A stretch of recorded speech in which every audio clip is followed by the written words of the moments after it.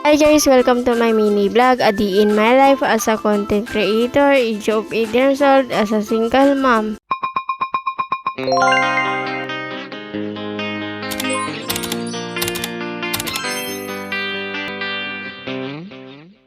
Hi guys, good morning. Kakagising nga lang pala namin ni Baby Ethan yan, and naglalaro na nga rin pala dyan si Baby Ethan. Pinaglalaroan nga lang pala niya yung pang painting. Binili nga pala ni Ate Regine yan and inuwi nga pala niya dito sa bahay. And nasa sala na nga rin pala niyan si Baby Ethan, and ako nga pala nasa kusina nga pala. And naglalaro na nga rin pala dyan si Baby Ethan. Sa katapos na nga rin pala ako maghilamos yan, hindi ko nga lang pala na-videohan. Sa katapos na nga rin pala ako magluto ng uulamin nila ni Marian Marlon sa school. Saka naglagay na nga rin pala ako ng kanin sa baunan nila tas ulam. Pagkatapos ko nga pala magluto ng uulamin nila, nagprito nga pala ako ng isda niyan. And tapos na nga rin pala ako magluto niyan, kaya kumain na nga rin pala kami. Kain tayo guys. Pagkatapos nga pala namin kumain ay inayos ko na nga rin pala mga lalabhan ko.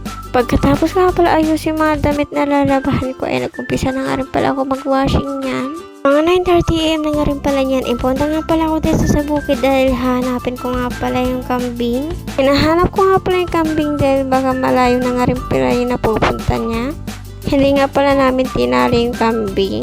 And fast forward na nga rin pala ay nahanap ko na nga rin pala yung kambing na dito nga lang pala sa may tambak. Pagkakita ko nga pala dun sa kambing ay umuwi na nga rin pala ako agad yan sa bahay. And si mama na nga rin pala yung nagbabandaw niyan. Dahil pinapatulog ko nga muna si Baby Ethan dahil inaantok na nga rin pala siya. And napatulog ko na nga rin pala si Baby Ethan yan. Inilagay ko na nga rin pala siya sa duyan yan. Habang tulog nga pala si Baby Ethan yan ay nagka-dryer na nga rin pala ako. Yung mga tapos na nga rin pala na binandaw ni mama ay dinadryer ko na nga rin pala. Saka habang nagda-dryer na nga rin pala ako niyan ay nagsasampay na nga rin pala ako pagkatapos ko pala mag-dryer. Fast forward na nga rin pala, tapos na nga rin pala ako mag-dryer niyan, and tapos na nga rin pala ako magsampay. Tinulungan na nga rin pala ako ni Prince niyan na magsampay niyan. Pagkatapos nga pala magsampay ay pumasok na nga rin pala ako dito sa loob ng bahay niyan.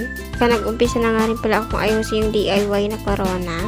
Dahil bukas na nga rin pala yung gaganapin, kaya tatapusin ko na nga rin pala ngayon. Tinigilan ko nga muna yung ginagawa ko dahil kakain na nga muna kami. Si kuya nga pala yung nagluto ng uulamin namin, hipon nga lang pala niyan. And tapos nga rin pala kami kumain yan, and si Baby Ethan nga pala yung dumidede nga lang pala dyan. Dinimplahan ko nga pala siya ng gatas niyan. Saka inaantok na nga rin pala si Baby Ethan, kaya papatulugin ko muna. Saka nanonood nga lang pala kami ng TV niyan ni mama. Mga 3:30 PM na nga rin pala niyan ay nag-umpisa na nga rin pala ako na maghugas ng mga plato. Habang naghugas nga pala ako ng mga plato niyan ay wala nga pala dito si mama at si Baby Ethan. Sinama nga lang pala ni mama si Baby Ethan kina Tita Chubby dahil pupunta nga pala sila ni mama doon. Pagkatapos ko nga pala maghugas mga plato ay narigo na nga rin pala ako agad niyan. Saka nakabihis na nga rin pala ako niyan, kaya nagsuklay na nga rin pala ako. Pagkatapos ko nga pala magsuklay ay nag-skincare na nga rin pala. Pagkatapos ko nga pala mag-air sa sarili ko ay tinapos ko na nga rin pala yung DIY na corona. Habang ginagawa ko nga pala niyan ay nandito nga pala si Kuya Mark. Hinatid nga pala ni Kuya Mark dito sila ni Maria Marlon. And sa mga oras nga pala niyan ay brand out nga pala dito sa amin. And nandito na nga rin pala sila ni mama at si Baby Ethan niyan. And pinapatulog ko na nga rin pala niyan si Baby Ethan dahil inantok nga pala siya. Saka nandito nga lang pala kami dito sa labas dahil mainit nga pala sa loob. Dahil brand out pa nga dito sa amin. And pagkatulog nga pala ni Baby Ethan ay nilagay ko na nga rin pala siya sa duyan. Mga 7:30 PM na nga rin pala niyan, and tapos na nga rin pala magluto si Prince ay kumain na nga rin pala kami niyan. Pagkatapos nga pala namin kumain ay pumunta na nga rin pala kami dito sa kwarto namin ni Baby Ethan. Saka nagising nga pala siya dahil ginising nga pala ni Kuya Mark, kaya pinapatulog ko nga ulit siya. Kaya hanggang dito na lang, good night, bye bye, see you next vlog.